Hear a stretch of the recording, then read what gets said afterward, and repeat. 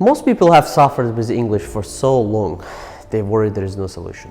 Trained by schools to be passive, fear mistakes, and search for just one right answer, most English learners are stressed and frustrated. Some feel nearly hopeless. They have spent years in English classrooms. They have spent years memorizing that grammar rules, the vocabulary list. They have spent years studying for exams such as IELTS and TOEFL and etc. But despite all this work and effort, most English learners are frustrated.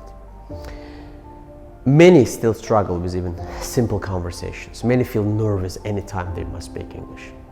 Yes, they have memorized countless grammar rules, yet even simple conversations feel difficult. Likewise, despite years of study, most English learners still cannot understand American TV or the movies. After so many years of traditional learning, students are confused. When they try to speak, they constantly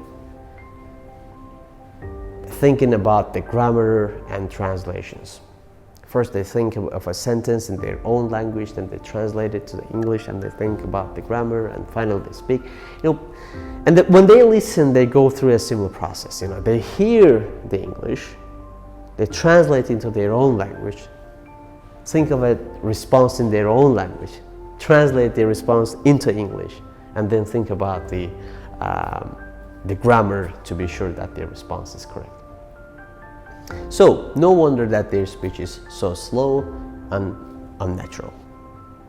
No wonder English feels so stressful and difficult. Real conversations are fast, but it's nearly impossible to do all of this thinking fast enough, especially when talking to a native speaker.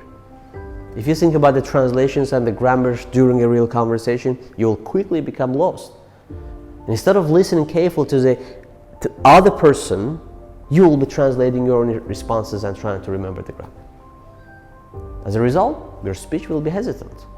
And often, the other person will become frustrated by your lack of understanding. Of course, if you say the other person is losing patience, you will usually become even more nervous.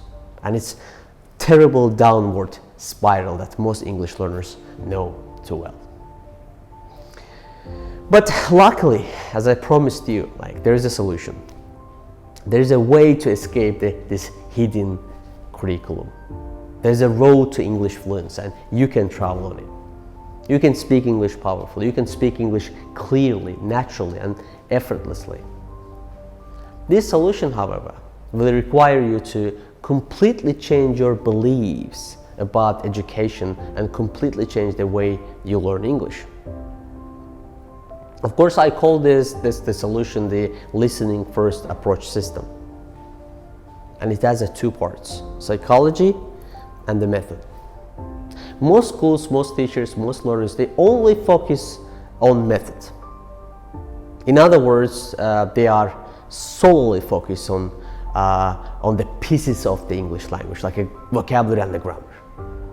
As we learned in our previous videos, the schools primarily use the grammar translation method with some communication activities added. While schools are focused just on method, they completely ignore I can say that the first part of the English learning system, that's the psychology. I think that psychology is the most important element for success with English speaking. When you think of your own English speaking, right, you will realize that your nervousness, your lack of confidence, your frustration are major problems. But how do you change this? Dr. Stephen Krashen, a linguist at the University of Southern California and one of the top researchers on the second language learning, believes that negative emotions act as a filter, reducing the amount of new language input that you are able to learn. As a result, students who feel bad, anxious, or worried, they remember less vocabulary and they do not speak as well. And essentially, they learn more slowly. And the best way to counter this, the Krashen says, is by keeping students interested, reducing the stress in the classrooms, and boosting their self-confidence. In one study, researchers found that when they compared the performance of students who were energized and enjoying themselves in the class with the performance of students who were just being drilled in material, the energized students did better. The same was true, when they tested these students again in the, I think it was 3 months and later at 6 months. Therefore, each and every time that you study English, create a peak emotional state. Change your body.